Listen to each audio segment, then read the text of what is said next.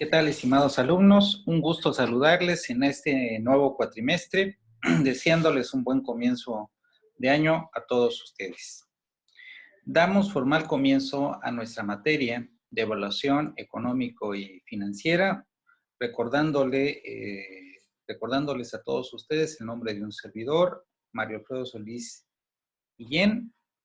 No hago hincapié en parte de mi currículum, únicamente lo visualizamos como un asunto de formalidad, dado que ya hemos tenido presencia con ustedes, intercambio a lo largo de cuatrimestres anteriores. Nuestra materia será evaluación financiero-económica. Y vamos a tener 4 unidades.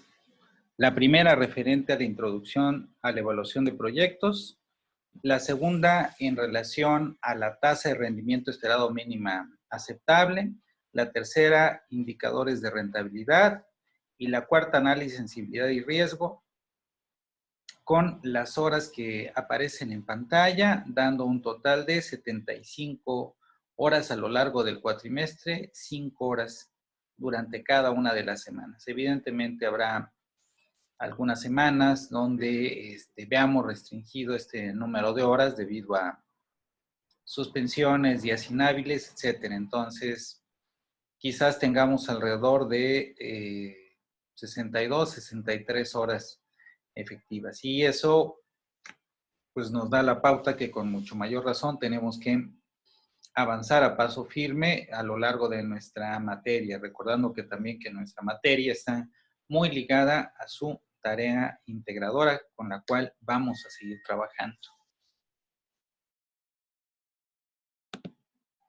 Repasemos un poquito más a fondo cada una de las unidades. En esta primera unidad, que es la introducción a la evaluación de proyectos, vamos a ver conceptos generales, vamos a ver lo que es el ciclo de vida de los proyectos, vamos a ver lo que son los tipos de proyectos, vamos a ver los niveles de profundidad en la evaluación y vamos a ver aquellos insumos de información requeridos para la evaluación de proyectos de inversión. Cuando arribemos a la segunda unidad, vamos a estar viendo lo que es la TREMA y su concepto. TREMA significa tasa de rendimiento mínima aceptable. Vamos a estar viendo cuáles son los criterios o elementos para que podamos calcularla y tener una base objetiva para su cálculo. Vamos a ver conceptos muy relacionados a esta tasa de rendimiento, como es el costo financiero y que está relacionado a fuentes de financiamiento.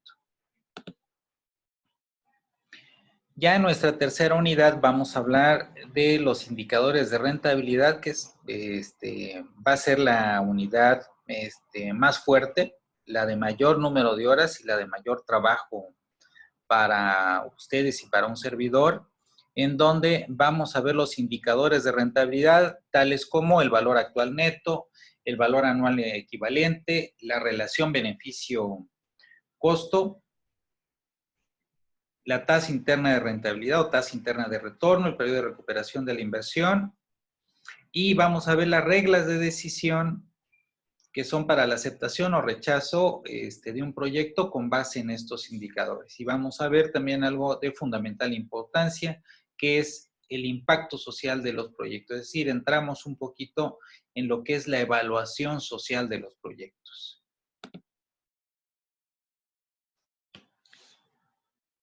Ya en nuestra última unidad, que va a ser la cuarta, vamos a ver lo que es el análisis de sensibilidad y el análisis de riesgo, con los correspondientes temas de cada uno de estos importantes temas. El análisis de sensibilidad y el análisis de riesgo no es más que una evaluación mucho más avanzada aún que en la de los indicadores y que acaba de reforzar ese trabajo importante de evaluación que se hace cuando estamos evaluando indicadores.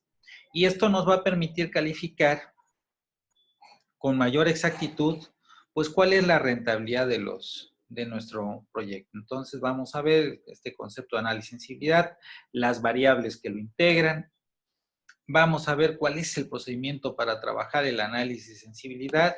Vamos a ver lo que es el análisis de riesgo con los tipos de riesgo y lo que es el reporte final de evaluación. Para la evaluación de cada uno de ustedes, vamos a tener los siguientes criterios. El saber hacer, es decir, las prácticas, va a ser el 60%, incluye esto tarea integradora.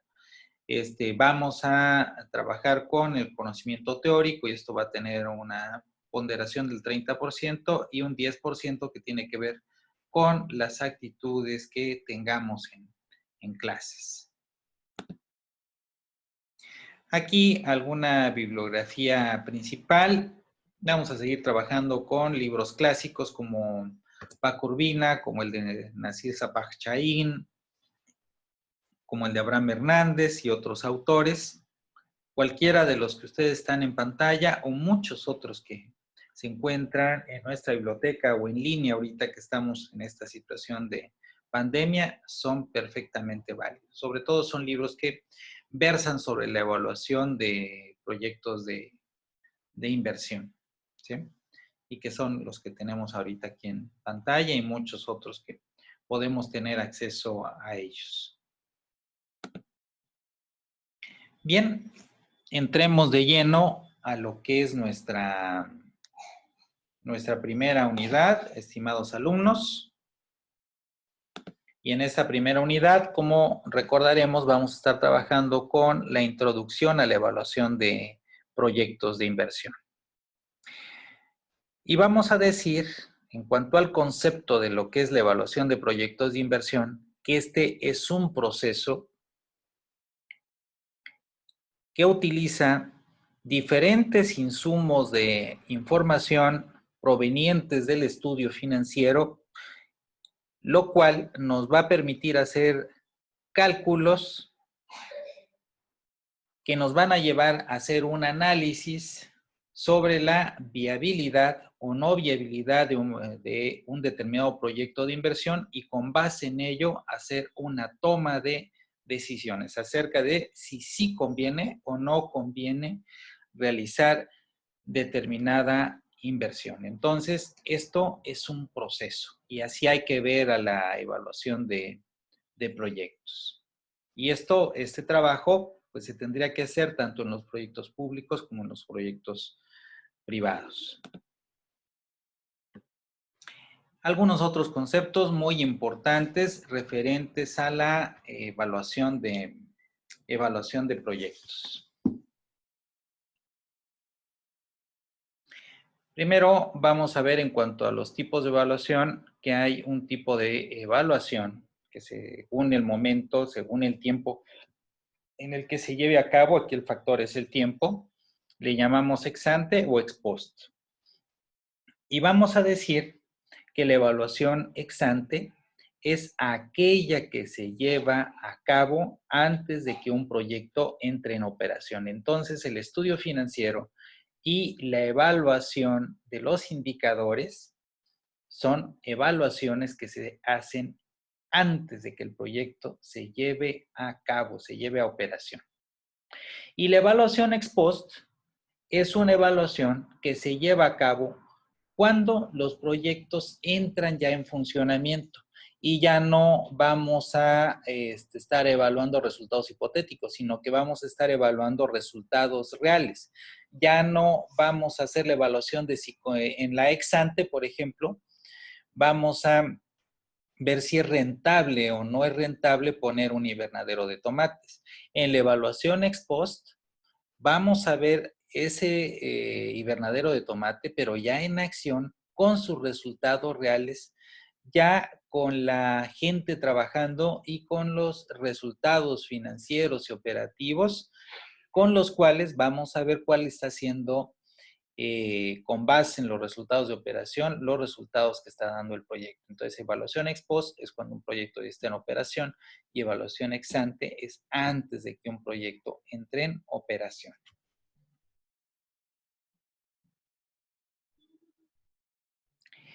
Vamos a ver algunos ejemplos. En la evaluación ex ante, como bien decíamos, podemos evaluar cuál va a ser el nivel de utilidades que va a dar el proyecto, el nivel de flujo neto, cuál va a ser la tasa de rentabilidad que podemos obtener en este nuevo proyecto y otros resultados operativos, que los estamos viendo con antelación, por eso se dice ex ante, antes de. Ahora, como ejemplos de la evaluación ex post, pues podemos citar ya las ventas reales que esté teniendo el proyecto para evaluar cuál es su nivel de ingresos, cuáles son los costos reales que está ya manejando el proyecto, cuáles son las utilidades reales como diferencia de esos ingresos y egresos que está viendo en el proyecto, y podemos ya obtener una rentabilidad operativa, no ya una rentabilidad anticipada, una rentabilidad operativa con base en los resultados que está teniendo el proyecto. Entonces, ahí la diferencia entre estos dos tipos de evaluación. Ahora, también tenemos, según el origen de los recursos, ya sean recursos públicos o recursos privados, esta diferencia en lo que es la evaluación pública y la evaluación privada. En la evaluación pública, pues vamos a estar evaluando los recursos públicos que están siendo determinados para para ciertos fines, y vamos a ver si esos resultados con esos objetivos públicos y que no persiguen una finalidad lucrativa, qué resultados están teniendo. Por el contrario, en la evaluación privada vamos a evaluar qué tan buenos son los resultados que está dando el proyecto de inversión con base a criterios privados. Estos criterios privados pues van a ponderar principalmente qué utilidades, qué buenos resultados financieros está dando el proyecto. En los públicos pues vamos a, son criterios diferentes porque pues, lo principal que vamos a ver es qué tanto se está beneficiando a la gente, a la población.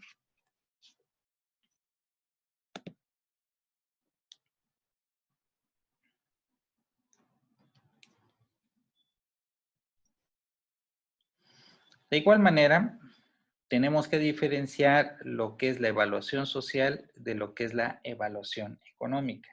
La evaluación social se va a fijar en los beneficios sociales que va a tener el proyecto. Ejemplo, qué tantos empleos se están generando. Ejemplo, qué tanto están aumentando sus ingresos la población. Ejemplo, qué beneficios sociales en cuanto a reducción de tiempos, en cuanto a acceso a servicios está teniendo la población como resultado de que el proyecto se hizo. En la evaluación económica nos vamos a centrar en cuestiones de tipo financiero, es decir, qué tanta rentabilidad está teniendo el proyecto, cuánto está siendo capaz de generar en efectivo el proyecto de inversión, qué tiempo se está llevando la inversión en ser recuperada, etcétera. Criterios básicamente de tipo económico. Veamos ahora, por último, la clasificación de los proyectos. Proyectos que desde luego van a ser evaluados. Y primero hablemos de lo que son los proyectos independientes y los proyectos que son dependientes. Vamos a decir que los proyectos independientes son los que para llevarse a cabo no se requiere la realización de otros proyectos. Por el contrario, los proyectos dependientes, para que se lleven a cabo, se necesita de que se lleven a la práctica, que se realicen otros proyectos, porque si no, no sería viable que se lleven a cabo. Pongamos algunos ejemplos para que nos quede esto más claro. Un proyecto independiente, pues es que yo ponga una ferretería o que ponga una papelería. Pues no se requiere básicamente de que haya ningún otro proyecto antes o que apoye a estas dos ideas de la papelería, de la ferretería, o de una fonda de comida, etcétera. No, son proyectos básicamente independientes. Por el contrario, hay otros proyectos que para que se lleven a cabo dependen de la realización de otros proyectos. Ejemplo, podemos tener un lugar donde pues hay unas vistas muy hermosas con una cascada y donde pues el lugar se presta para hacer un centro ecoturístico. Pero tenemos un inconveniente. El lugar, el camino rural más cercano se encuentra a 25 kilómetros a pie. Pues eso es una seria limitante, es decir, si pudiéramos crear un camino rural que permitiera el acceso a este lugar, pues le daríamos viabilidad a este proyecto. Entonces, nuestro proyecto de este centro ecoturístico que estamos visualizando depende de la generación de otro proyecto que sería un camino rural para acceder a donde está esta belleza natural. De igual manera,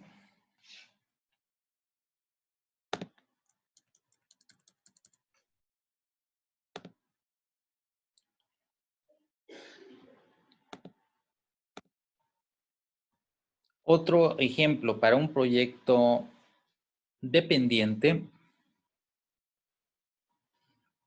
sería si nosotros estamos pensando en un proyecto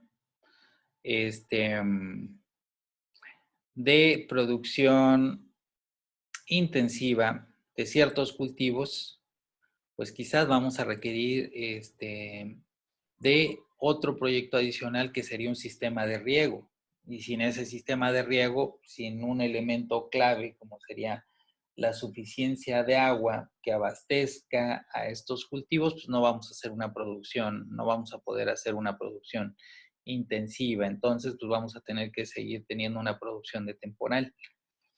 Entonces, hay proyectos que nos está quedando claro que para que puedan ver la luz se requiere de la realización de otros proyectos. Entonces, por eso son proyectos dependientes de otros proyectos a su vez. Pasemos a hablar ahora de los proyectos complementarios y los proyectos sustitutos. Los proyectos complementarios, como su nombre lo dice, son aquellos proyectos que van a empatar unos con otros. Es decir, la realización de un proyecto beneficia a su vez a otro proyecto. Y este nuevo proyecto beneficia al anterior a su vez. Aquí un ejemplo clásico sería el de que un proyecto para el procesamiento del café y que le demos valor agregado, se complementa perfectamente con un proyecto en donde se esté pensando en ampliar la producción de café. Entonces, porque esa ampliación de la producción a su vez pasaría el procesamiento y estos dos proyectos empatan perfectamente unos con otros, aunque sean diferentes los dueños, pero ambos grupos se verían beneficiados de la realización de un proyecto y del otro. Por eso se dice que se complementan. Otro ejemplo sería donde tengamos aquí un enlazamiento, una cadena entre producción de madera bajo un esquema sustentable y por otro una mueblería que reciba esta madera, la procese y le dé valor a este agregado. Entonces, aquí estamos ante dos proyectos que se complementan y se benefician mutuamente también. Entonces, estos serían dos ejemplos perfectos en este sentido. Por el contrario, los proyectos sustitutos, digamos que se repelen unos a otros. Un ejemplo sería, si empezamos a utilizar energías renovables, pues esto se contrapone a otro proyecto donde no se estén utilizando energías que sean renovables. Otros ejemplos serían un proyecto de agricultura orgánica que viene a sustituir a un proyecto de agricultura con uso de agroquímicos. Entonces, ahí no pueden convivir un proyecto con el otro, porque o es una agricultura con el uso de agroquímicos o es una agricultura bajo un concepto orgánico. Entonces, ambos conceptos no pueden existir en el mismo espacio. Hay proyectos que o existe uno o existe el otro, pero no pueden coexistir al mismo tiempo porque tienen características opuestas unos con otros. Y finalmente, hay proyectos que son mutuamente excluyentes. Y son mutuamente excluyentes porque sus características son muy diferentes unos con otros. No necesariamente porque un proyecto vaya a sustituir al otro, sino simple y sencillamente que por las características de los proyectos, pues sus características no empatan de un proyecto con el otro.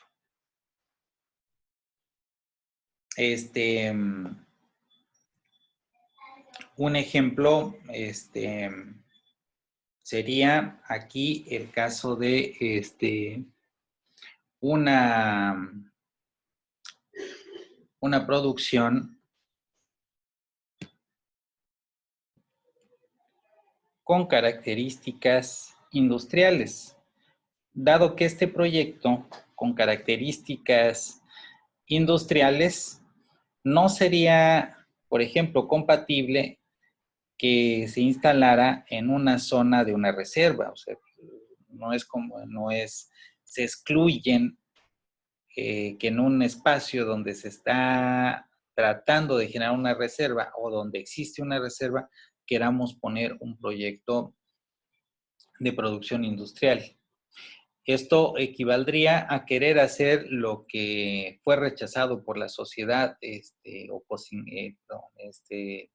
Cancún en años recientes y que fue un movimiento, la verdad, bastante bueno, un movimiento social bastante bueno, en donde con la organización social de las personas se evitó que se construyera un hotel de 5 estrellas, Gran Turismo, en un lugar donde estaba una reserva ecológica, lo cual era